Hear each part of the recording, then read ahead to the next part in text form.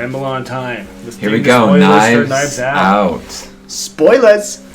Yeah, there are definitely going to be spoilers here, but Knives Out.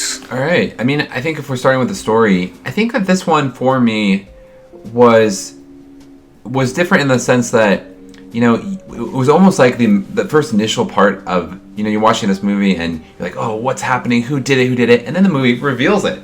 Right. You're like, oh, shoot, that was sort of like the main mystery. And then all of a sudden there's a whole other side of this sort of mystery. And it kind of keeps going. And I found that to be pretty endearing as far as kind of taking that mystery whodunit to sort of a next level for me. Yeah, I think that the biggest twist this movie does with the format and the most effective part of the movie at the same time is having our protagonist be one of the red herrings. Mm-hmm. Yeah. I thought that was a good choice. It gives a kind of an interesting twist-ish, like 2/3 of the way through the movie, where we do the big monologue reveal that always happens in these movies.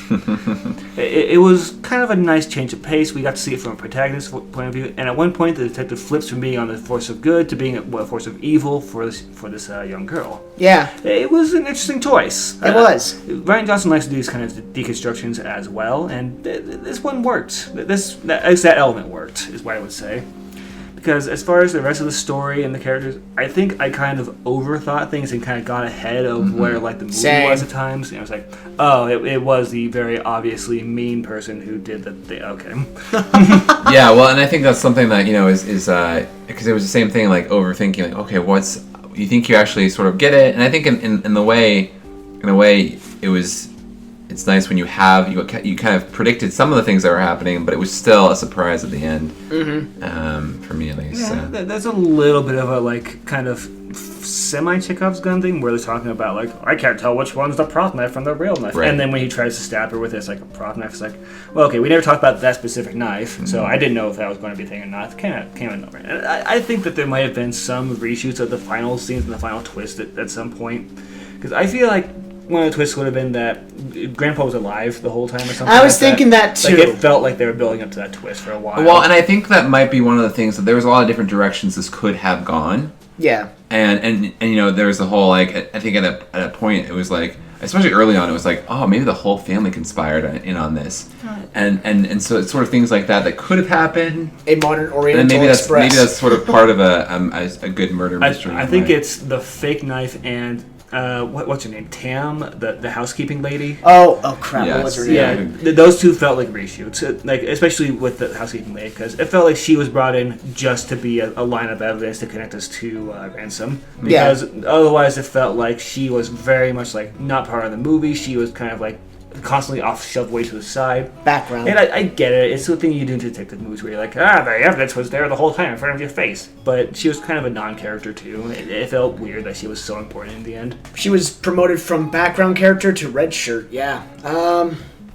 I gotta say, I want to talk briefly about the trailer. The trailer did a very good job about disguising what the whole premise of the movie was. I mean, it's a murder mystery. It's going to be, like Nick was saying in the American recut, cut and dry murder mystery plot. But there were some complexities, and they did take certain liberties of changing the format, which they really did a good job on. You know, like the protagonist, was kind of the person who we thought the movie led us to believe that she was the murderer, and we were seeing her trying to cover her own tracks as she followed this bumbling detective, which, kind of a refreshing take. I kind of want to get a read of the room here. Does anyone else feel like as far as the movie itself goes, there's just not that much to talk about here?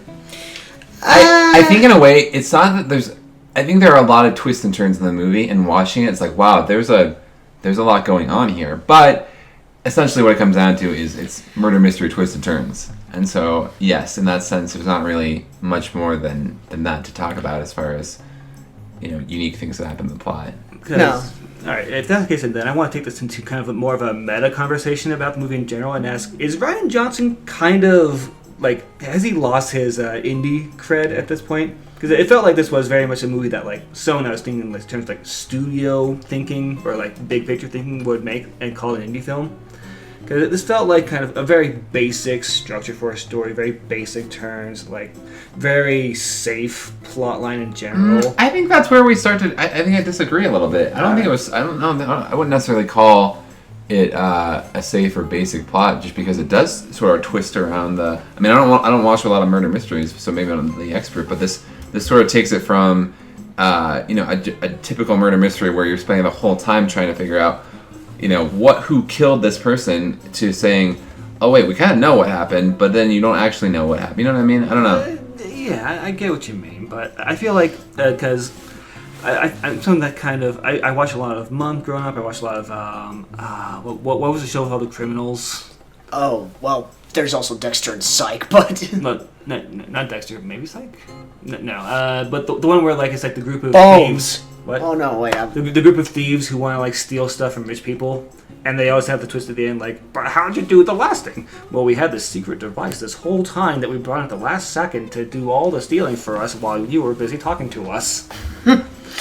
But this felt like kind of very along genre lines for most of what was going on. Even if some of the twists I didn't expect fully, I kind of saw. Yeah, but I think it's still sort of well done. I think it's well done though. It's well done. I think it's like a smartly done overall film. Oh, yeah. As far as we can agree it's a good movie. Yeah. I'm just trying to figure out, Nick, so what do you mean about his indie movie credibility? So, I mean, he did Star Wars, he did Breaking Bad, what credibility? When Rian Johnson was brought on for that Star Wars movie, Last Jedi, the hype around him was, this guy's an industry outsider. He hasn't really made many movies before. This is his first major project. He's being trusted with directing and writing the movie. It's going to be a huge hit. And then everyone hated it. Yeah. But it feels like with Knives Out, he's not doing anything too subversive. He's not doing anything that goes against expectations too much. He's doing maybe a light deconstruction by having the protagonist be one of the red herrings. Yeah. But he's not doing anything that made me really be like, wow, that was really impactful and great. I'm going to remember that movie for more than a week. I think, I have no real recollection of any of his other movies outside of the mainstream stuff he's done, but, no, I feel like he was probably in his more element, because this was a sharp contrast to Star Wars, or, I feel like he didn't have any studio obstruction in making this film. I felt like he was the studio, though. Yeah, with some movies, you can feel the strain between the director and the studio. But this one, there wasn't really any strain there. No. This was very smooth as a film. And don't get me wrong, I feel like this movie was fairly well written. It had some good jokes that did get laughs out of me. Yeah. It was a decent detective story. It did do it had excellent effects and excellent shots, editing, what have you. Casting, so on, yeah. But it just didn't have the extra something that would make me really choose anything more than a theater filler. A theater filler. The movies that are in there while you're walking between movies. No, right. The calm before the big box office releases. I get that. I think what does it for me is just that it was quick, nice shots, and the acting was really on par, there were some par, really or good whatever performances. I think it was fun performance from Daniel Craig and Chris Evans. Yeah, so I think for me, maybe this isn't the most mind-blowing film of the year, but I think it's a fun movie, and I don't know if to your indie point, I guess I'm not sure if I really have a good enough background or knowledge to really speak to any of that. Neither do I, obviously, but it's just kind of vague impression I got. I was with Rian Johnson's name, I was okay, this might be interesting. He might be doing something interesting, or he might kind of fall into the same traps he's fallen into before. But he just made a solid, fine movie. Yeah, in my opinion. I think that may have been the intention. Because, it's a murder mystery. What demographics do those usually attract? Other than, Village moms? Yeah. Because, let's face it, my grandmother and my mother would like to see that movie, I'm very sure. Sure. That's true. Yeah. Alright, I think that speaking of characters, did you feel like some of the characters kind of got wasted over the course of the movie? There were a few that kind of fell between the grades for me. Yeah, I think that might not play some of the points that you've made, is that there were definitely some characters who were sort of just there to sort of fill in the kind of the missing the quiet moments of or to give the kind of generic sort of filler for all the right characters. I mean, Like Walt's wife, she was just there. Well, in the first half of the movie, they kind of feel like they have a lot of fleshed out stuff. They have their own motivations. They're all like kind of playing off each other and having fun. Movie, yeah. But then when it kind of narrows the frame a bit and it gets down to just what was her name? Marta. Yes. Marta. Yeah, Marta and Detective Blanc. Yes. When the frame kind of narrows on them, we kind of have a lot of characters that kind of stop interacting or stop having to play off of other characters. It feels like it starts to get a little bit claustrophobic with the characters. Like we spend too much time in their heads. But I mean the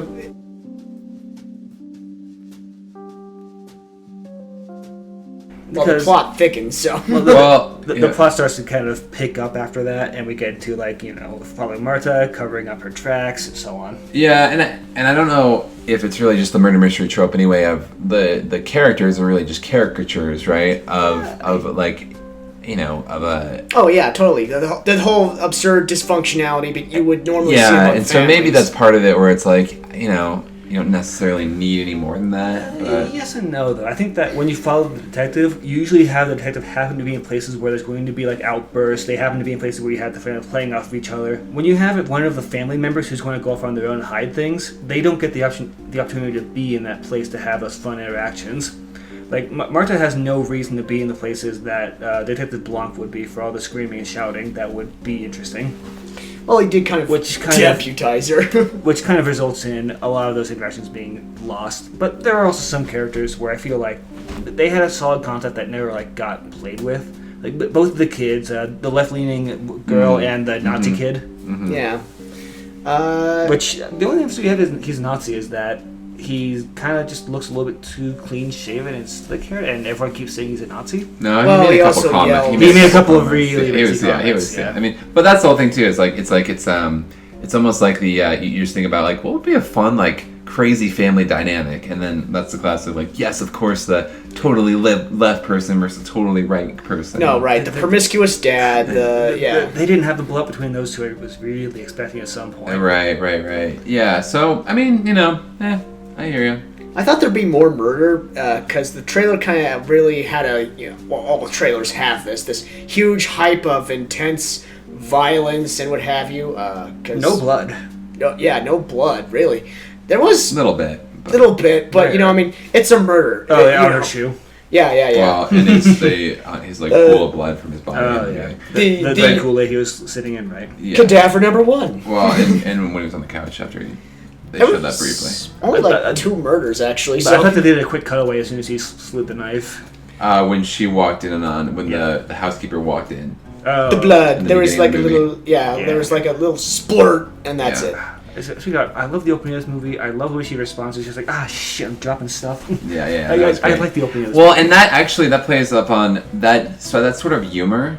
I don't know if that's black humor or whatever. The real that you see throughout the film, I think, and it's fun. Waves. Yeah, it does. It comes in waves where you just have this sort of almost meta oh right, this is a totally ridiculous way to react to this, but it's but also relatable way. That's one thing I thought would come up a lot more is because you have the guy who's constantly this is from this mystery story that he wrote or this one. Right. They didn't play much with the meta elements. You never had any of the suspects be who do you think you are, Sherlock? You can't solve this with just a spot of blood on your shoe. Yeah. We didn't really get that interplay, which I feel is a bit of a missed opportunity. Yeah. But beyond that, usually we do have a lot more to say about movies we did not like, but all the same, I don't have a lot of mean things to say about this movie, so I'll talk about what I did enjoy about the movie. Sure. I enjoyed the protagonist. She was a welcome change of pace from, Daniel, the conventional detective protagonist. The detective was surprisingly a side character, not a Clouseau. He wasn't too bumbling. He did prove himself to be resourceful, but he wasn't the most alert kind of guy. He definitely missed some stuff. I think part of that might have been his act, though, and I kind of thought about that from the beginning. It's he sort of knew what was happening, but just didn't know how to connect the dots. Right. I like how he's introduced too, with like just the stupid piano key thing every time. Every time they're like saying like a lie or something. I don't know. I was trying to like find the commonality, but I would have to rewatch it again. Honestly, I thought he was just being dramatic. He might have just been, doing it yeah. for effect. Yeah. Like piano note, bang. Yeah. No, I agree with you, Brendan. That was one of the most fun. That sort of dynamic was really fun, and also just again to see Daniel Craig doing like this southern drawl. That caught me off That guard. was great. I was hoping Chris Evans would have more ways to insult that than just Kentucky Fried Detective. I know. It was good once, and they kind of brought it back. And he reused it. Yeah, that's you true. Killed it. That is like a. I don't know if that just plays up to his douchiness or. it might be playing up that like he's not as creative as he thinks he is. Yeah. That's a bottle of water. Yeah, but Ransom ends up kind of being a weak character in general. Yeah, I would agree with that. It starts off strong with that great comment. Though Great entrance. Though I did appreciate the detective kind of just saying, "Oh yeah," as soon as we got him, he immediately rolled over and spilled everything on you. Yeah, that's true. She also, so the protagonist also had a few quirks of her own. Like she was a human lie detector. I don't even know if that's even a thing. Can you really vomit from lying? I mean, sure. I feel like she was that way out of necessity because every other character was such a blatant liar that you need someone who, for whatever reason, just can't lie. Yeah, exactly. It works so well in the truth. plot that there's somebody you like. And that's where I kind of got into from the American recut. I did say that the themes were present through the protagonist. Like she was kind of a model of altruism, you know. I would agree with that. I feel like Murder works as a plot device, but I don't know if she works Plot well as a device, character. and Because that's her character. she exists to be the good person, to have things explained to her, and to be someone that can actually convey the things that are happening. Yeah, I don't know if it works as a character, though. I would say that's a fair. I would say that's a pretty fair point to make. She's a necessary evil, I guess. Right.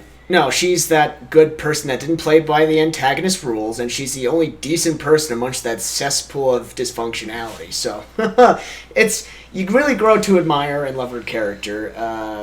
She's also sort of more the Sherlock, but there's like kind of an interchange between her and Daniel Craig of who is Sherlock and who's Watson, because it constantly changes between them.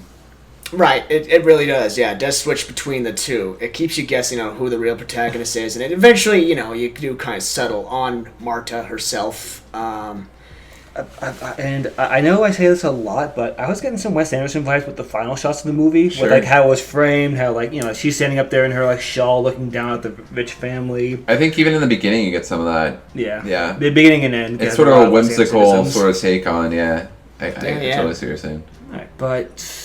Yeah. I don't know if I have anything else to say, really.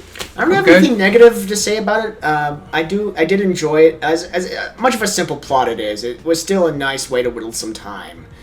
A nice way to occupy yourself. Sure. For myself, I feel like it was a little bit straightforward. Characters were straightforward. The events were more or less straightforward. You might find yourself overthinking it if you go in there with the mystery movie mindset. Ultimately, I found it fine. And usually when I have movies that I'm not particularly motivated by one way or the other, I tend to fall on the side of not recommending it. But with this one, it's fine enough, and it does just enough to push it towards where I can say, yeah, it's a fun movie. It's a fun way to spend some time. Go for it. Yeah. And let's face it, we've seen worse movies that I totally lament. By a long shot. Yeah. The money we've blown on horrible movies. Tom, care to add anything? Yeah, no, I mean, I think overall it's a fun movie, and agree, certainly, maybe not the most complex or memorable, but it is a good movie just to go out, and especially, again, I think in theaters is a great place to see this, because I'm not sure if it's something that I really want to watch a ton on a smaller screen, but it's a fun one. Yeah. Bring your grandma. Speaking of blowing money on bad movies, next week is going to be Jumanji 2. Oh no! And then after that, it's going to be Cats. Oh no! So look forward to that release schedule. That schedule put this movie into a better perspective for me. Well, thank you for joining us, though. It always means a lot to us. Yeah, thanks for having me, guys, and thanks for listening. Glad to have you along, bud. Yep, thanks for listening. Pray for us.